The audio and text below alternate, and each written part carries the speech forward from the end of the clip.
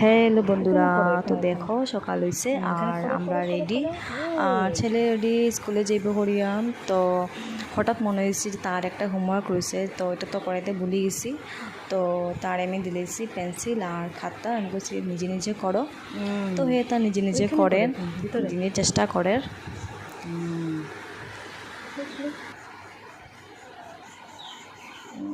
ঘুমাইয়া ঘুমাইয়া বাবি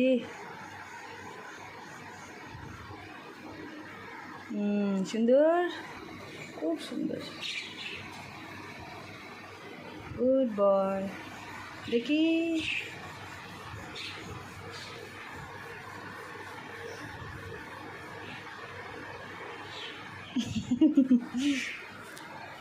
হ্যাঁ, এইখানে করো, ভিতরে, এখানে ভিতরে ভিতরে করা যায়, খুব সুন্দর হয়েছে। ওয়াও, দেখো দেখো দেখো, হ্যাঁ এটা কি বল, বল বল, ও বলছে বল বলছে।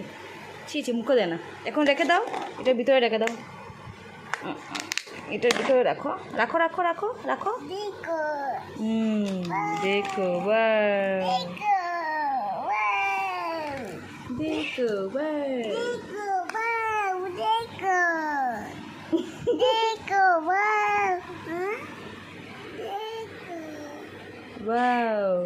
তো তার স্কুল থেকে দেওয়ার পরে আমি ঘরের দিকে রওনা হইলাম। তো বাজার থেকে আইতে একটু নজর পড়লো কচু, অনেক দিন হয়েছে কচু খাইলাম না, আর বাজারে দেখি না, আজকে হঠাৎ নজরে পড়ছে তো কচু লইলাম। আর কচুটা এত বড়, আমিও মানে আনতে একটু অসুবিধা হয়ে গেছে, তো হাতে এইভাবেই আমার আনতে হইলো। আর তো দেখো বাতাস মজা লাগে গরমের মধ্যে, ভালোই লাগে।